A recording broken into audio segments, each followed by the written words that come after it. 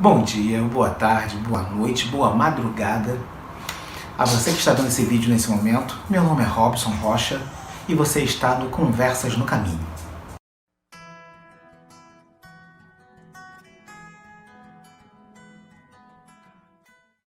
Bom, por que esse canal se chama Conversas no Caminho?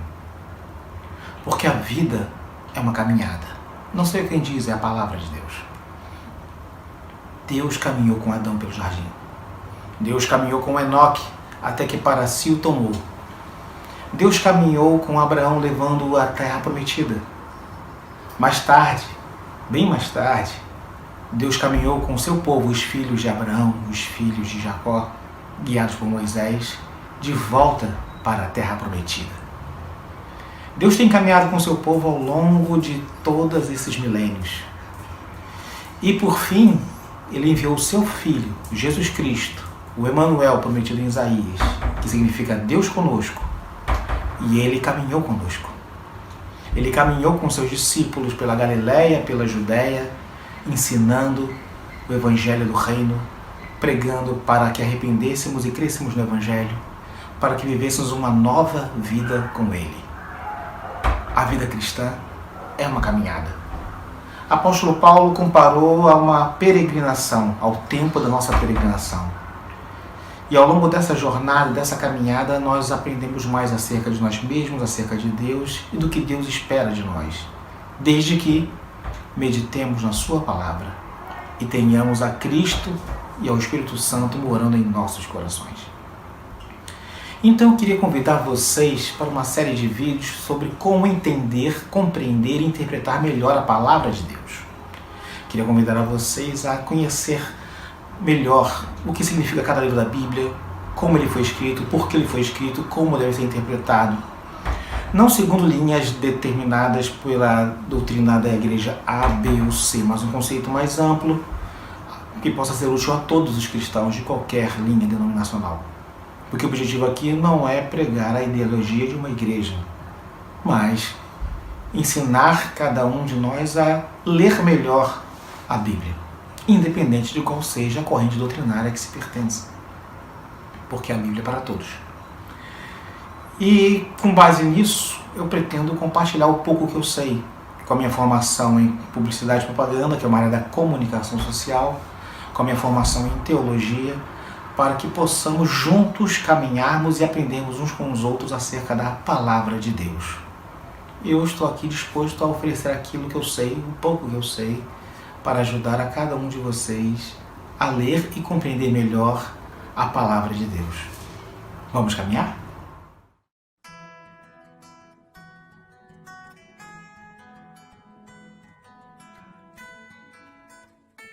Há um certo tempo, um pastor famoso criou polêmica nas redes sociais ao comentar em um vídeo de uma pregação de sua igreja que a Bíblia deveria ser atualizada.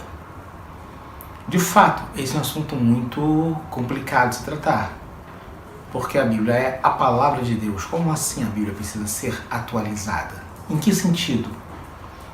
Atualizar no seu texto? Atualizar sua tradução? Atualizar sua compreensão? Ela de fato precisa ser atualizada? Para entendermos essa questão, se de fato há essa necessidade ou não, temos que entender o que é a Bíblia como livro, como texto e como palavra de Deus. Em primeiro lugar, vamos tratar da questão da Bíblia como livro. A Bíblia, na verdade, não é um livro, mas uma biblioteca, uma coleção de 66 livros na Bíblia protestante, incluindo todos os livros do Antigo Testamento, mais os livros do Novo Testamento. Os livros do Antigo Testamento, eles formam a Tanakh judaica, que é a junção da Torá, do Naviim e do Ketuvim. Essa é a divisão judaica do Antigo Testamento, e que é a palavra de Deus para os judeus. Para nós cristãos, além do Antigo Testamento, há também os livros do Novo Testamento, que são compostos dos Evangelhos, do livro de Atos dos Apóstolos, as Epístolas e o Apocalipse. A junção de todos esses livros, desses 66 livros, compõe a Bíblia, e ela é considerada a Palavra de Deus. Porém, há uma questão que tem que ser levada em consideração. A Bíblia foi escrita por homens.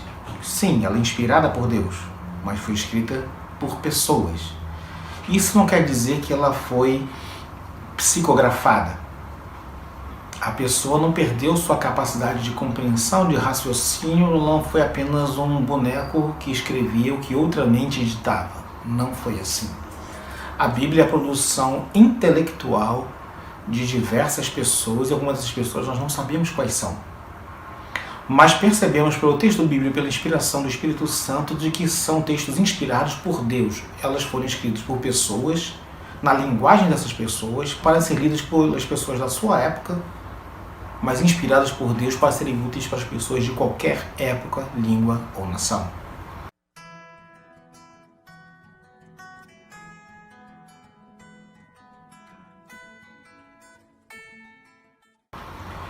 Então nós temos que compreender que há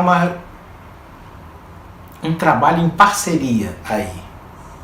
O trabalho humano e o trabalho divino. Na parte divina, a Bíblia é perfeita, irretocável, imutável. Na parte humana, ela necessita de atualizações. Como assim? Bom, nós sabemos que a Bíblia foi escrita em hebraico, uma pequena porção em aramaico e em grego.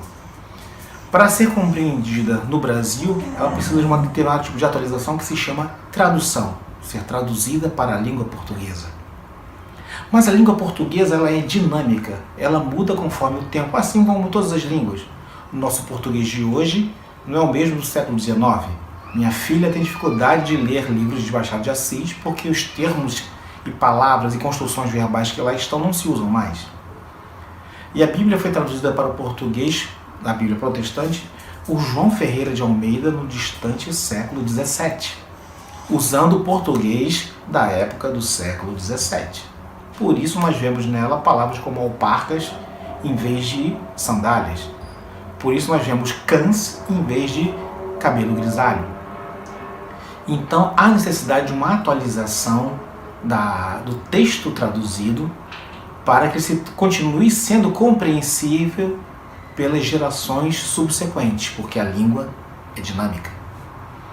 Ela muda com o tempo. Ela se aperfeiçoa, tornando-se às vezes mais rápida, às vezes mais ágil, mas às vezes também perdendo em qualidade, quando palavras deixam de ser usadas e não há substitutos para elas. Então é necessário buscar novas palavras. Então a Bíblia passa por esse tipo de atualização.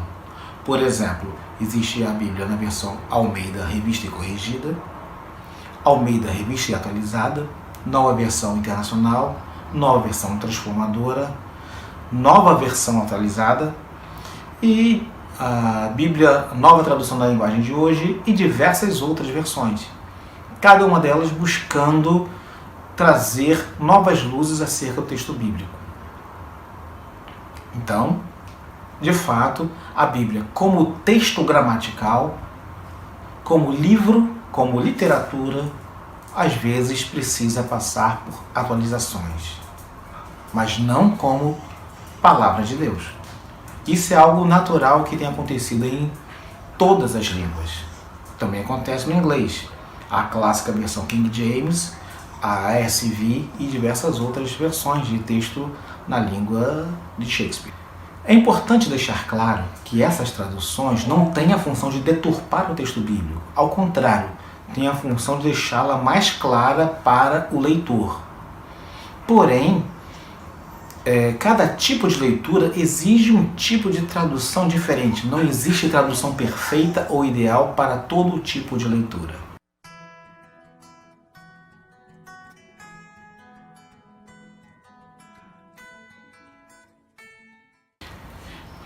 Existem dois conceitos de tradução. A tradução de equivalência dinâmica e a tradução de equivalência formal. Vamos começar pela equivalência formal. A equivalência formal procura traduzir o mais fielmente possível o texto bíblico escrito no grego e no hebraico para a língua portuguesa, no nosso caso.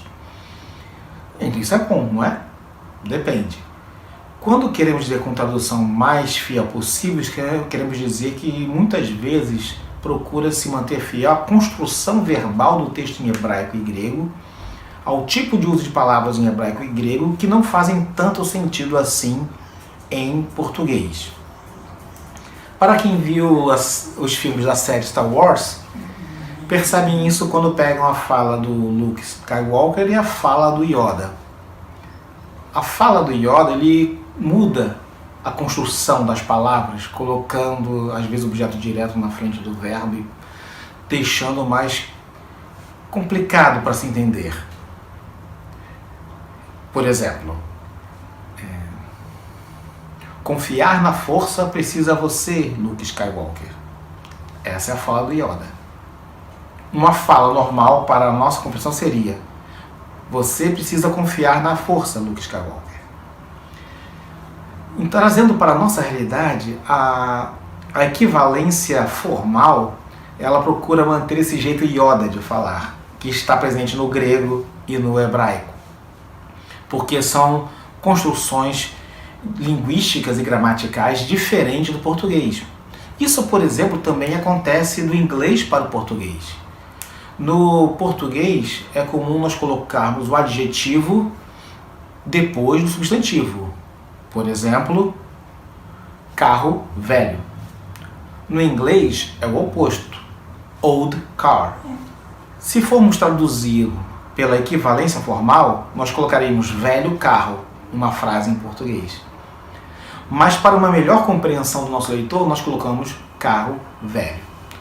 Então, a equivalência formal procura manter a estrutura da língua original, apenas traduzindo para o português. Que exemplos nós temos de Bíblias traduzidas assim? Nós temos, por exemplo, a Bíblia Almeida Revista e Corrigida. A Almeida Revista e Atualizada também são Bíblias que seguem a equivalência formal. Elas, claro, possuem, como o próprio nome diz, correções, aperfeiçoamentos na forma de atualizações, mas elas procuram manter essa estrutura, o que a torna mais próxima do texto original. Qual a sua vantagem?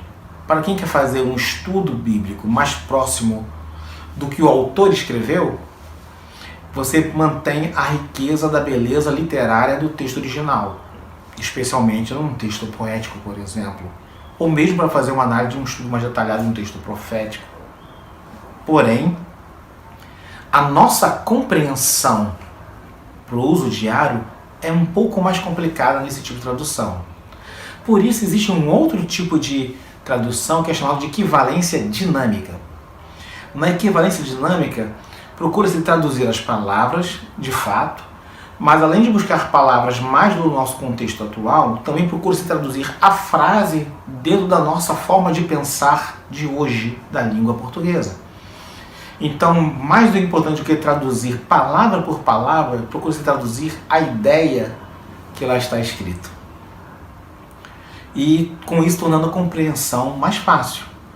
Um exemplo disso. No texto de Gênesis, que fala da Arca de Noé, num texto de equivalência formal, nós vamos ver a medida da arca em côvados, porque foi a medida que está registrada na Bíblia. A medida de côvado não é usada mais. Nos tempos antigos, da Antiguidade Clássica, da Idade do Bronze, as medidas eram feitas em côvados. E o côvado é essa medida que vai da ponta do dedo ao cotovelo. E é uma medida que variava de povo para povo, porque um egípcio tinha uma estatura diferente de um assírio, que tinha uma estatura diferente de um judeu. Mas era uma medida aproximada. E nós, quando lemos isso, não temos a menor ideia de qual era a dimensão da arca, porque não sabemos quanto se mede um côvado. Temos que buscar fontes auxiliares de estudo, como enciclopédias bíblicas, para saber quanto se era um côvado, ou quanto pesava um éfa. Já numa Bíblia de equivalência dinâmica, lá a medida da arca está em metros. Então sabemos que a Arca de Noé, ela tinha 120 metros de comprimento. Então, ela busca facilitar a compreensão, ajuda ao leitor entender mais facilmente o que o texto bíblico está querendo nos dizer. Porque para o leitor da época para a qual foi escrito o livro de Gênesis, todo mundo sabia quanto media um côvado. Era uma informação óbvia para eles, para nós não. Então esses dois tipos de tradução, elas são importantes e são úteis e nos ajudam a compreender o texto bíblico. Porém, tem que saber quando usar um e outro. Porque numa tradução de equivalência dinâmica, se perde a riqueza da beleza do texto original.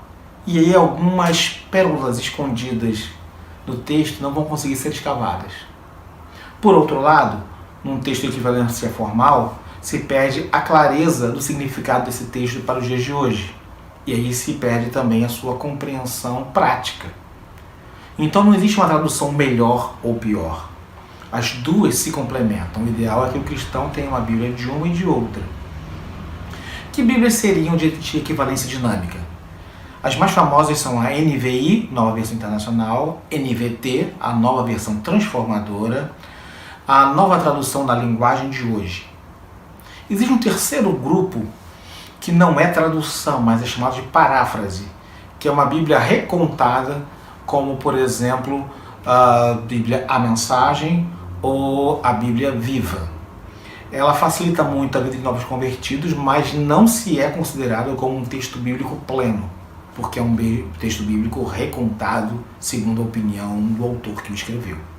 Bom, então vamos nos concentrar nas Bíblias de equivalência formal e de equivalência dinâmica, que são as mais úteis para um estudo bíblico. Eu sugiro para um novo convertido começar uma Bíblia de equivalência dinâmica e, conforme ele vai se aprofundando no conhecimento da Palavra de Deus, migrar para uma Bíblia de equivalência formal para o seu estudo diário. Mas para um estudo devocional, para uma prática congregacional, as Bíblias de equivalência dinâmica são tão úteis quanto as suas co-irmãs.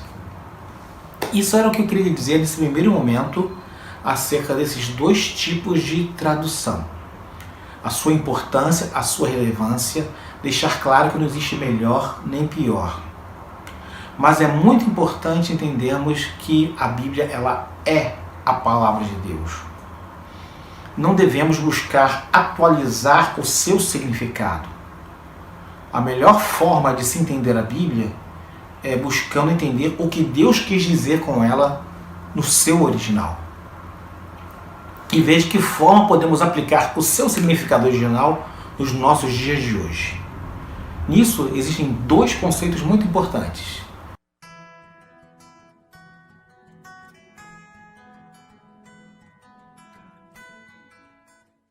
O primeiro conceito é a exegese. Exegese significa trazer para fora.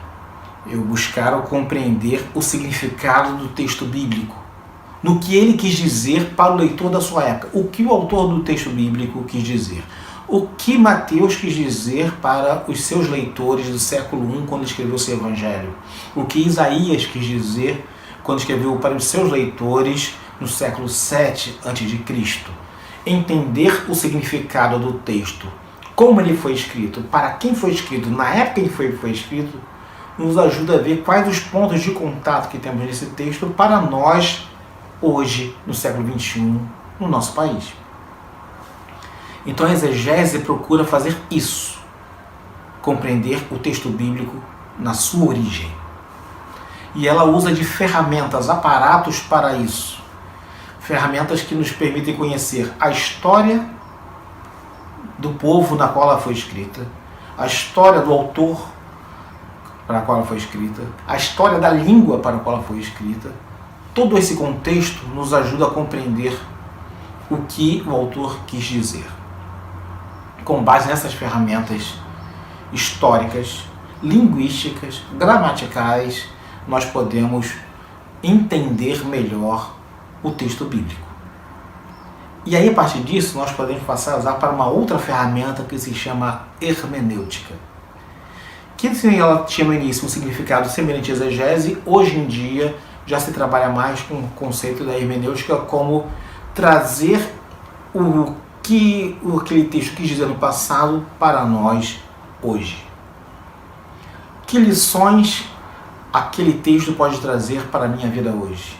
O que eu posso aprender com a história de Noé? O que ela quis dizer para as pessoas dessa época e quais os pontos de contato que podem ter para mim hoje? A mesma coisa com as histórias de Moisés, a mesma coisa com as epístolas de Paulo.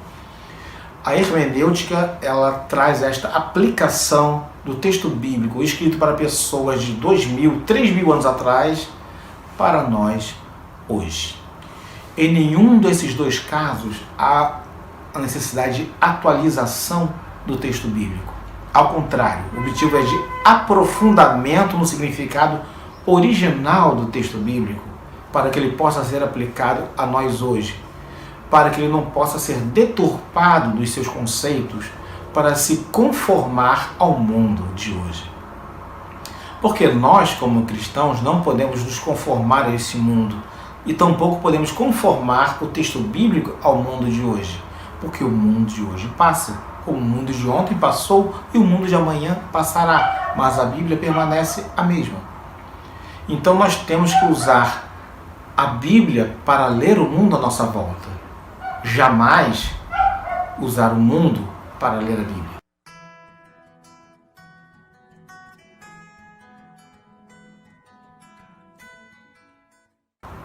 Sobre a atualização da Bíblia, há uma questão importante que precisa ficar clara.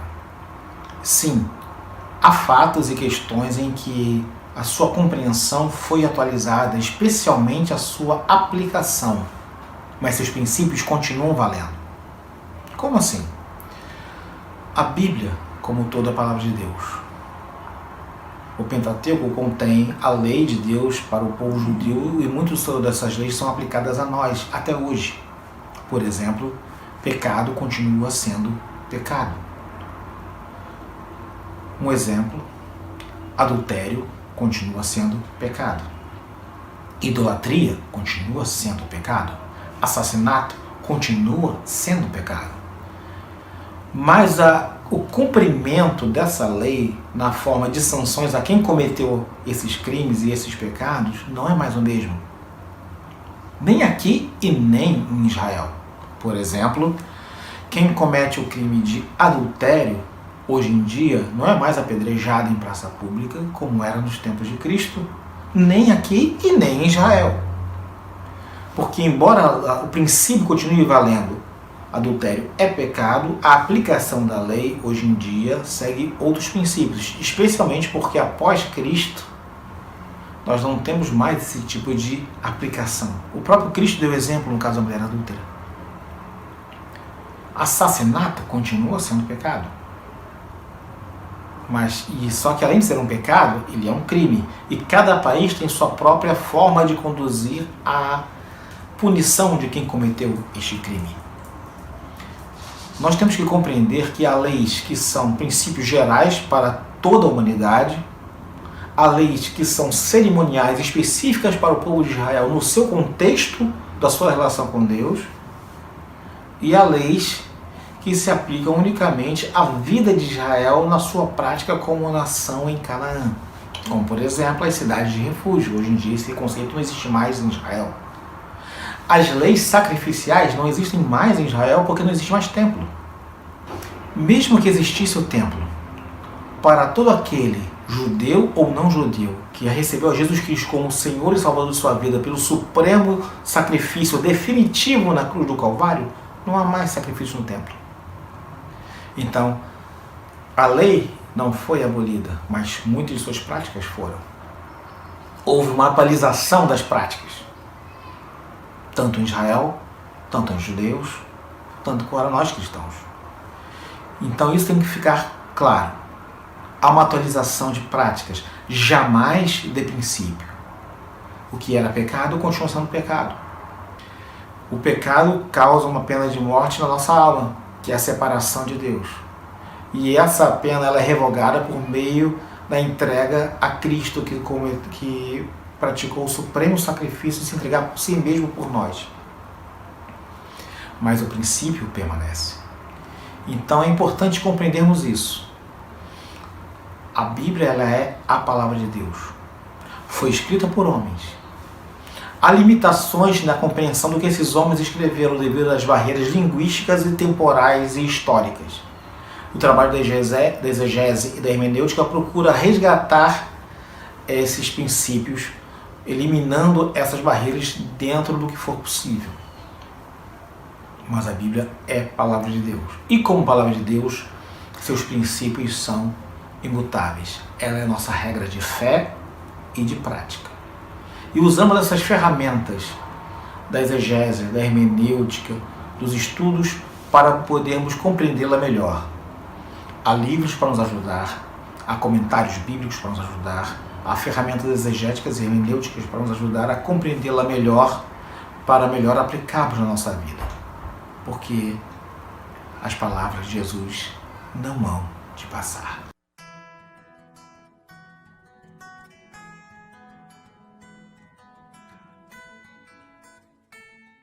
Para ajudar a cada um de vocês a compreender melhor a Bíblia, como livro, como literatura e como palavra de Deus, eu queria convidar vocês a ler alguns livros que me ajudaram muito. O primeiro deles é este, Entendes o que lês? De Gordon Fee e Douglas Stuart. Esse livro vai tratar muito sobre hermenêutica e exegese e é muito importante a sua leitura para compreender melhor como ler e entender a Bíblia.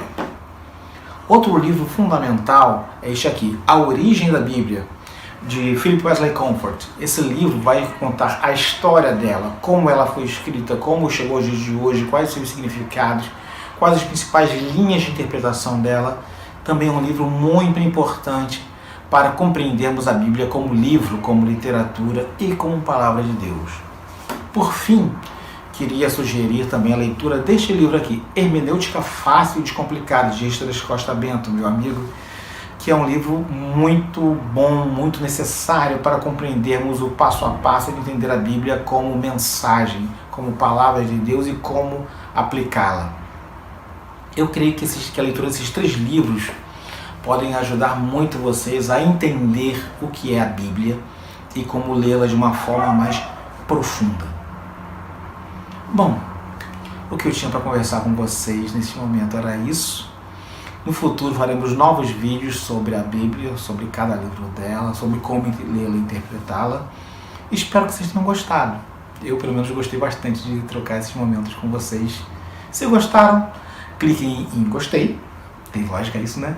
Se não gostarem, cliquem em não gostei. Tem lógica também. Ou deixem para lá. A escolha de vocês. E compartilhem com seus amigos se acharem que esse conteúdo é relevante para a compreensão da palavra de Deus de cada um deles. Fiquem com Deus, que a graça e a paz de nosso Senhor e Salvador Jesus Cristo seja com cada um. Tchau, tchau.